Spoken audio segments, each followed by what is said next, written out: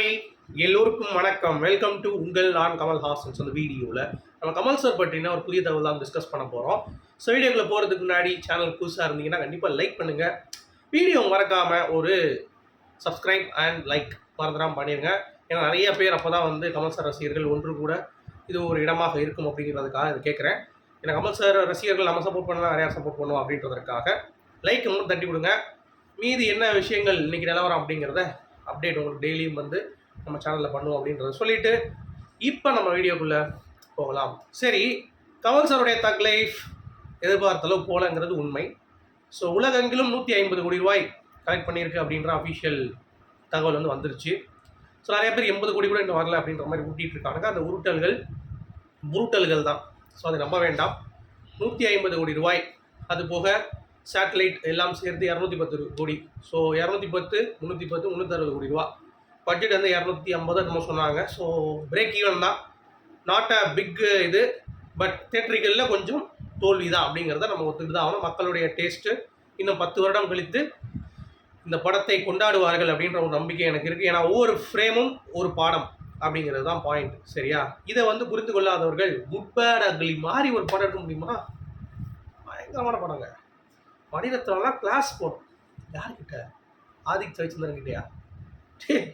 மணிரத்னம் யார்? ஆதிக் ரவிச்சந்திரன் யாரா? ஏன் நம்ம மியூசிக் போட தெரியல. கமல்ஹாசனுக்கு வேஸ்ட்டு, அடிக்கவே வரல. எப்படி எல்லாம் உருட்டு. அதாவது சிம்புகிட்ட ஒருத்தர் சொல்கிறான், ஒரு தற்குறி, இந்த மாதிரி சின்ன ஹீரோ கூட நடிக்காத இனிமேல், உனக்குன்னு ஒரு பிராண்ட் இருக்குது அப்படின்ற மாதிரி. டேய், உங்கள் ஹாலு தமிழ்நாட்டை தாண்டா சிம்பு அப்படிங்கிறது யாரா? எவனுக்குமே தெரியாது. இன்னும் நீங்கள் கவனிச்சிங்கன்னா சிம்பு வந்து இன்னும் 10 வருஷம் கழிச்சு மாதவன் எப்படி அன்பேஸ்வரத்துலையா ஒரு பாயிண்ட் ஆஃப் வியூ பேசினாரோ அதே மாதிரி இவரும் வந்து பெருமை தான் படுவார் அப்படிங்கிறது தான். நிறைய விஷயம் கேள்விப்பட்டேன். சிம்பு அவர்கள் மணிரத்னம் அவர்கள்கிட்ட காட்சிகள் வெட்டப்பட்டிருக்கு அப்படிங்கிற மாதிரி சொல்லியிருக்காரு. ஏன் காட்சிகள் குறைச்சிங்க, நிறையா ஷார்ட்ஸ் எடுத்தீங்க, ஏன் அப்படி பண்ணீங்க, எடிட்டர் தான் பண்ணுவாங்க அப்படிங்கிறது தான். ஒன்று நிறைய பேர் வந்து இப்போ உருட்டுறானுங்க, கமல்ஹாசன் அவர்கள் தான் கத்திரி வச்சிருப்பார் அப்படின்ட்டு. ஏண்டா டேய், ஒரு படமாக பார்க்குறப்ப எந்த கேரக்டர் வேணும்னு எடிட்டர் தான் முடிவு பண்ணணும், டேரக்டர் முடிவு பண்ணணும். ஸோ இவர் வந்து கேட்ட கேள்விக்கு மணிரத்னம் அவர்கள் இல்லைப்பா கரெக்டாக தான் இருக்குது, ஈக்குவலாக தான் கொடுத்துருக்கோம் அப்படின்ற மாதிரி சொல்லி முடிச்சிட்டாங்க போல தெரியுது. இருந்தாலும் சிம்புவோடைய இதில் ஏமாற்றம் அப்படின்ற மாதிரி சொல்கிறாங்க. பட் என்னதான் இருந்தாலும் எனக்கு ஆத்மார்த்தமாக சொல்கிறேன், கமல் சாருக்கு இணையான ஒரு நடிப்பு சிம்பு அவர்கள்கிட்ட இருந்து வெளிப்பட்டது அப்படிங்கிறதுல எந்த ஒரு மாற்று கருத்தும் இல்லை. நான் வந்து 2 பேரும் சப்போர்ட் பண்ணாதான் இது அப்படின்றது கிடையாது. உண்மையிலே நான் பார்க்குறேன் அந்த ஃப்ரேம்ஸில் அவருடைய ஆக்டிங் ரொம்ப மெச்சூர்டாக இருக்குது. கமல் சாருக்கு ஈக்குவலாகவே சில இடங்களில் நான் வந்து பார்க்குறேன். அந்த கழுத்தை பிடிக்கிற சீனாக இருக்கட்டும், அப்புறம் லாஸ்ட்டில் அவர் செத்த பிறகு அந்த ஃபீலாக இருக்கட்டும், தங்கச்சியை பார்த்து ஒரு ஃபீல் பண்ணுற அந்த சிம்பு, இதெல்லாம் வந்து நமக்கு ஃப்ரெஷ்ஷாக இருந்தது. இப்போ கமல் சாரே ஓட்டுறப்ப அப்படின்ற மாதிரி பேசுவார்ல, அந்த மாதிரி அந்த கவுண்டர் கொடுக்குறதுல, அப்புறம் வாட்ச் அப்படி போட்டு ஸ்டைலாக பார்க்குறது, இந்த மாதிரி நிறைய விஷயங்கள் வந்து யூனிக்காக சிலம்பரசன் அவர்கள், அதுக்காக ஒரு டிகோடே நம்ம போடலாம்.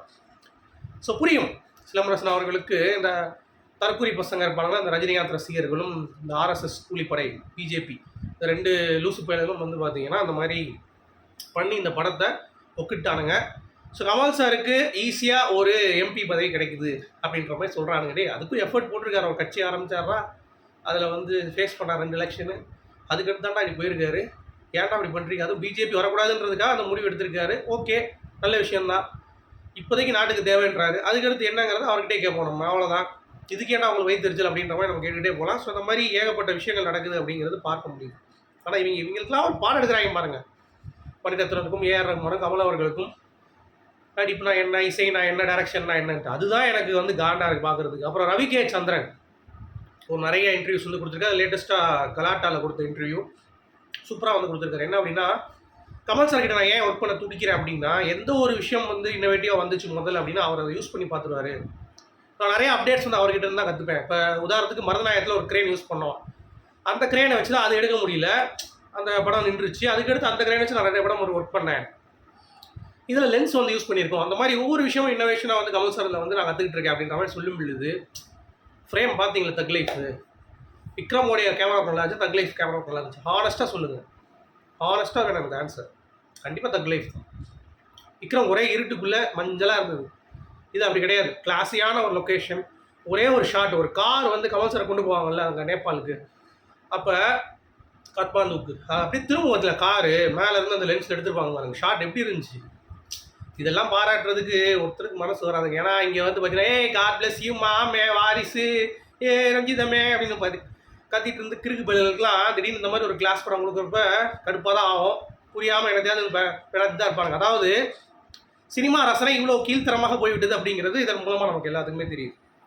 உங்களுக்கும் அப்படி தான் நினைக்கிறேன். அப்புறம் மணி வந்து டாஸ்மாக்லேருந்து எடுத்த லாபத்தை தான் கமல்ஹாசன் அவர்கள் தக் லைஃப்பில் போட்டாராம். அதில் வந்து லாஸ் ஆகிடுச்சு. ஸோ கணக்காட்டுறது தான் பண்ணாரு. டே அவன் உசுரை கொடுத்து சம்பாதிச்சு உயிரை கொடுத்து நடித்து சம்பாதிச்சுட்டு இருப்பான். நீ வந்து ஒரு பேனை வச்சு ஆட்டிக்கிட்டு இந்த சூரிதாஸ் மண்டையன் ஒரு வேலை வெட்டிக்கும் போகிறது கிடையாது. சும்மா வீட்டில் உட்காந்துக்கிட்டு ஒரு ரூமில் ஏசி ரூமில் உட்காந்துக்கிட்டு ஒரு பேனாவை எடுத்துக்கிட்டு ஆட்டிக்கிட்டு எவனை பற்றி புறம் பேசலாம், எவனை பற்றி கடிச்சு வைக்கலாம், பிஜேபி பற்றி பேசக்கூடாது, சரி அமித்ஷா கூட பற்றி கடிச்சு வைக்கலாம்னு சொல்லிட்டு எச்சப்பையன் மாதிரி வந்து பண்ணிகிட்டு இருக்க. நீ யாரா வந்து கமல்ஹாசன் அவர்களை வந்து கேள்வி கேட்பதுக்கு? நீ யார் உழைச்சி சம்பாதிக்கிற அவரை கேள்வி கேட்கறதுக்கு? நீ யாரா கோமாளி? நீ நீ யார் கேள்வி கேட்கறதுக்கு? என்ன படிச்சிருக்க? என்ன உனக்கு தெரியும்? சும்மா உட்காந்துக்கிட்டு ஒரு பேனா பேப்பர் இருந்தால் என்னாலும் நீ கிழிச்சு நொட்டி எழுதிடுவார் அப்படியே பெரிய கடுப்பாக இருக்குங்க. சும்மா ஒன்றுமே தெரியாமல் பேசிகிட்டு இருக்கேன். ஏன்னா அமரன் விக்ரம் ஹிட்டுடா மூதேவி அப்படின்னு சொன்னால் அவங்களுக்கு புரிய மாட்டேதா, இல்லை புரிஞ்ச மாதிரி நடிக்கிறாங்களா, இல்லை அதுதான் எங்களுடைய அஜெண்டாவா அப்படிங்கிறதே கரகம் நமக்கு வந்து புரிய மாட்டேது அப்படிங்கிறது தான். நீங்கள் இதை எப்படி பார்க்குறீங்க அப்படிங்கிறது சொல்லுங்கள். ஓகே, அடுத்து வந்து பார்த்தீங்கன்னா இந்த பாண்டான ஒருத்தன் இந்த ரிவ்யூவர், அவன் இந்த பாலையாக்கெல்லாம் சூப்பர் ஆக்ஷன் ஐயோன்னு அமிச்சான். அது கேவடு கட்டத்தனமாக இருக்குது. வாரிசு பிளாக் பஸ்டர்னு போட்டேன், குட் பேட் அக்லி சூப்பர் படம்னு போட்டேன். ஸோ இந்த டேஸ்ட் பாருங்கள், 4 நாள் ரிவ்யூவர் அப்படின்றப்ப மழுங்கி போயிடுது. ஜென்ரல் ஆடியன்ஸையும் கன்வின்ஸ் பண்ணுறாங்க பாருங்களேன். நாற்ற முடிச்சாளுங்கடா அப்படின்ற மாதிரி. இன்னும் கொஞ்சம் போனால் கமல்லாம் சாக்கடைன்னு சொல்லிட்டு போயிடுவாங்க. ஏன்னா அவங்க குளிக்கிறது அமிர்தத்தில் பாருங்கள், சாக்கடைன்னு சொல்லிட்டு போகிறதுக்கு. என்னடா இது கேடுகட்டத்தனமாக இருக்குது அப்படின்ற மாதிரி தான் இருக்குது. அடுத்து கமல்ஹாசன் அவர்கள் குறித்து ஒரு கேள்வி எழுப்பப்பட்டது.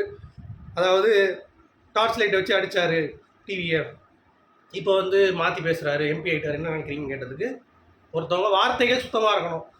அது இல்லைங்கிறப்ப நீங்கள் என்கிட்ட கேட்கக்கூடாது, நீங்கள் அவர்கிட்ட கேளுங்க. என்னை பொறுத்த வரைக்கும் நான் வாரத்தில் சுத்தமாக இருப்பேன் அப்படின்ற மாதிரி ஒரு தாக்கியிருக்காங்க. பட் கமல்ஹாசன் அவர்களே ஓவராக தாக்கல. ஏன்னா கமல்ஹாசன் அவர்கள் இல்லைன்னா கௌதமி இப்போ இல்லை அப்படிங்கிறது அவங்களுக்கே தெரியும். இருந்தாலும் அரசியலில் எதிரி அப்படிங்கிற ஏடிஎம்கே சப்போர்ட்ன்றனால அப்படி தான் பேசி அவனும் ஒரு வழி இல்லை அப்படின்றதுனால அந்த மாதிரி வந்து பேசிட்டு தக் லைஃப் பற்றி கேட்டதுக்கு இல்லைங்க இன்னும் நான் இது வாட்ச் பண்ணல அப்படின்ற மாதிரி சொல்லிட்டு கடந்து போயிட்டாங்க. பட் இருந்தாலும் ஜென்யூனாக ஆன்சர் பண்ணாங்க. அது அவருடைய இது, அவர்கிட்ட தான் நீங்கள் கேட்கணும், என்கிட்ட கேட்காதீங்க அப்படின்ற மாதிரி. That's good Gautami, very good. நீங்களா எனக்கு வாயை கொடுக்காமல் போனீங்களே, அது வரைக்கும் சந்தோஷம் அப்படிங்கிறது தான். அடுத்து நம்ம தக் லைஃப் 150 கோடி ரூபா சேட்டலைட்லாம் சேர்த்து வந்துருச்சுங்க. 350 கன்ஃபார்முங்க. ஸோ எதுவும் ஒரி பண்ணிக்க வேண்டாம். எனக்கு தெரிஞ்சு வேர்ல்டு வைட் 200 வரைக்கும் போகலாம் ஆசையாக இருக்குது. பட் தெரியல போகுமான்ட்டு, ஸோ வெயிட் பண்ணி பார்க்கலாம். அடுத்து கமல் சார் வெளியிட்ட அதிர்ச்சி வீடியோ. காலையில் ஒரு வீடியோ வந்துருச்சு. ஐயோ நான் தக் லைஃப் பற்றி தான் பேசுகிறாரா தலைவர் அப்படின்னு சொல்லி உள்ளே போய் பார்த்தா கடைசி ஒன்றும் இல்லை. சிவானா இருக்கார்ல, ஒரு 40 வருடம் ஆகிடுச்சான் இந்த இண்டஸ்ட்ரியில். வந்து அவருக்கு வந்து ஒரு வாழ்த்துக்கள் சொல்லிட்டு, 1000 இருந்தாலும் நீ எங்கள் ஃபேமிலி தான், எப்போயுமே நான் அவங்கள ஃபேமிலியாக தான் பார்க்குறேன் அப்படின்ற மாதிரி ரொம்ப பியூட்டிஃபுல்லான ஒரு மெசேஜ், ஒரு வீடியோ மெசேஜ் வந்து அனுப்பியிருக்காரு. அது உண்மையிலேயே நல்லா இருந்தது பார்க்குறதுக்கு அப்படிங்கிறது தான். அடுத்து நெட்ஃப்ளிக்ஸ் வந்து பார்த்தீங்கன்னா 8 வாரத்தை 4 வாரமாக குறைக்கலாமான்ற மாதிரி டீல் பேசியிருக்காங்க. ஏன்னா 8 வாரம்னா படம் தேட்டர்லேயே ஓடல, குறைஞ்சிருக்கு கொஞ்சம் கூட்டம். அப்படிங்கிறப்ப 4 வாரத்தில் முடிச்சிக்கலாம் அப்படின்ற மாதிரி பேசுகிறாங்க. கமல் சார் அது வந்து 8 இது என்ன ஃபைனலைஸ் பண்ணுறது வெயிட் பண்ணிகிட்டு இருக்காங்க. ஸோ வெயிட் பண்ணி பார்க்கலாம்.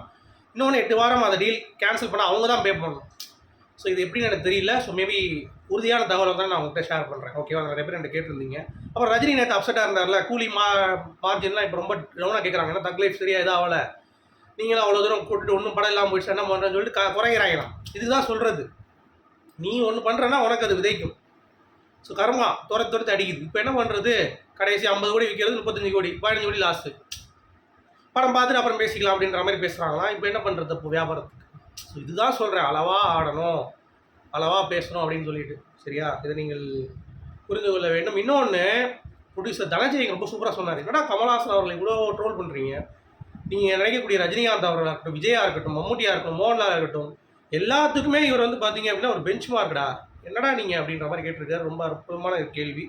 அடுத்து கர்நாடகாவில் ஜூன் 13ஆம் தேதி ஹியரிங் வருதான் தக் லைஃப் ரிலீஸ் பண்ணலாமான்ட்டு. ஸோ இனிமேல் எனக்கு தெரிஞ்சு அது வேஸ்ட்டு தான், ரிலீஸ் பண்ணாலும் அந்தளவுக்கு இருக்காதுங்கிறது. ஸோ ஜூன் 13 அன்னைக்கு இறுதி தீர்ப்பு. அடுத்து ஆக்ட்ரஸ் மிருணல் தக்கூர் கமல் சார் கூட ஒர்க் பண்ணணும், அவர் கூட டான்ஸ் ஆடணும் அப்படின்ற மாதிரி அவங்க வந்து ஒரு இன்டர்வியூவில் ரீட்ஸ்ட்டாக பேசியிருக்காங்க. ஸோ அவங்களுக்கு வாய்ப்பு கிடைக்குதா அப்படிங்கிறதை பொறுத்து இருந்து பார்க்கலாம். ஸோ உங்களுடைய கருத்துக்கள் என்ன அப்படிங்கிறத சொல்லுங்கள். அதுக்கு முன்னாடி செல்வராகவன் இந்த முத்தமலை பாட்டுக்கு ரொம்ப அடிக்ட் ஆகிட்டார் போல் டேரக்டர் செல்வராகவன். அவர் வந்து தீயோடைய சூப்பராக இருக்கு பாட்டு, அடுத்து வந்து பார்த்தீங்கன்னா மியூசிக் செமையாக இருக்குது, தமிழில் இவ்வளோ ஒரு ஆளுமையா, இப்படி ஒரு வரிகளா, ஆஹா ஓஹோ அப்படின்ற மாதிரி பயங்கரமாக பாராட்டியிருக்காரு. ஸோ இதுதான் கைஸ் இன்னைக்கு நியூஸ். உங்களுடைய கருத்துக்கள் சொல்லுங்கள். மீண்டும் அடுத்த சந்திப்போம். அது வரைக்கும்